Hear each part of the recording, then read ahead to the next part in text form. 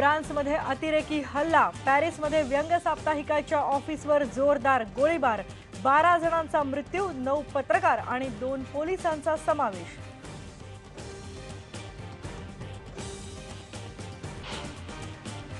काम करायचंय, पुढे जनतेशी जोडलं राहायचंय, हे आहे। आता त्यांनी मला बोलवलं आणि मला सन्मान दिला की आपल्याला काम करायचंय, तर मी म्हटलं ठीक आहे, माझी इच्छा आहे, मी काम करेन।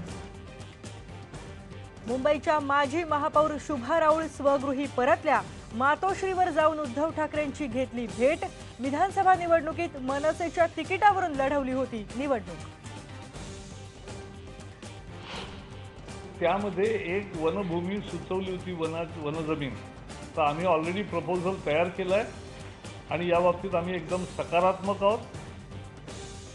पुण्याच्या कचरा कोंडीचा आजचा 7वा दिवस, कचरा कोंडी सुटण्यासाठी वनजमिनीचा प्रस्ताव तयार, पर्यावरण मंत्री प्रकाश जावडेकर यांची माहिती।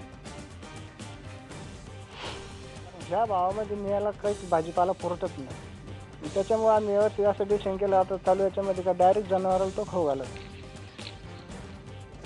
दुष्काळग्रस्त मराठवाड्यात शेतकऱ्यांपुढच्या अडचणी संपता संपेनात, मातीमोल भावानं विकली जाते भाजी, तोडणीचा खर्चही निघत नसल्यानं भाजी जनावरांना द्यायची वेळ।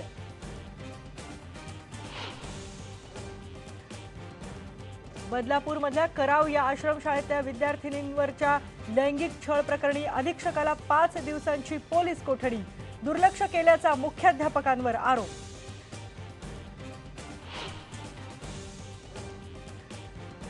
कोल्हापूरच्या भटक्या विमुक्तांच्या आश्रमशाळेत 9वीतल्या विद्यार्थ्याचा आत्महत्येचा प्रयत्न, अधीक्षकांनी चोरीचा आळ घेतल्यानं आत्महत्येचा प्रयत्न केल्याचा पालकांचा आरोप, शाळेनं फेटाळले आरोप।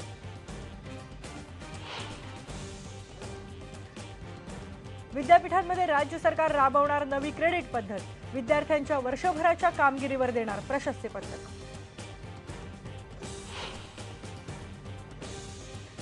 परलोवर बाहेर असणारा अभिनेता संजय दत्तला हवी आहे रजेत मुदतवाढ, पण संजयच्या अर्जावर अजून कोणताही निर्णय नाही, कारागृह प्रशासनाची माहिती।